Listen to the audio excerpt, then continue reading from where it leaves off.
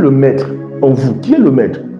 Selon la définition de la parole de Dieu, l'homme est un esprit, il possède une âme, il habite dans un corps. Le maître, c'est votre esprit. Vous devez éveiller en vous cet esclavagiste-là.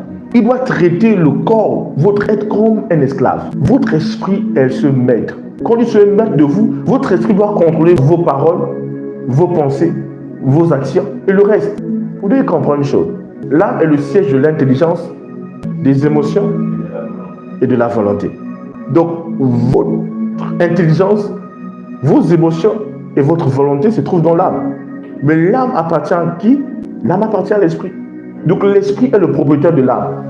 Mais pour certains, l'esprit paraît comme ne pas être le propriétaire de l'âme. Parce que l'âme fait ce qu'il veut. Pour certains, le corps n'est pas comme s'il appartenait à l'esprit.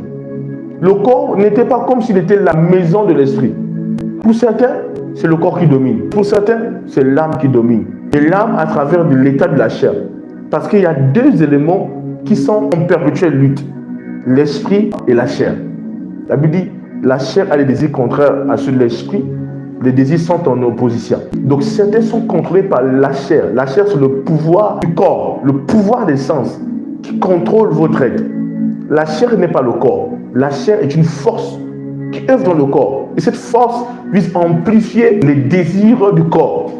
C'est ce qu'on appelle la chair. La chair n'est pas le corps. Vous devez faire cette distinction entre ces deux choses. Mais l'esprit est le maître. Mais pour certains, les paroles qu'il libère ne sont pas les paroles que l'esprit veut libérer.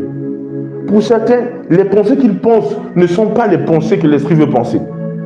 Pour certains, les émotions qu'ils ressentent ne sont pas les émotions que l'esprit veut. C'est quand vous allez voir, quand vous allez méditer la vie de David, vous allez voir un moment, David va dire « Mon âme ne t'abat pas, l'Éternel est en Dieu. » Qui parle ici? C'est l'esprit.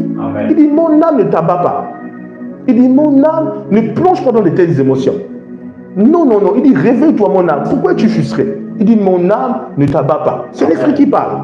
Vous devez être au contrôle de votre âme.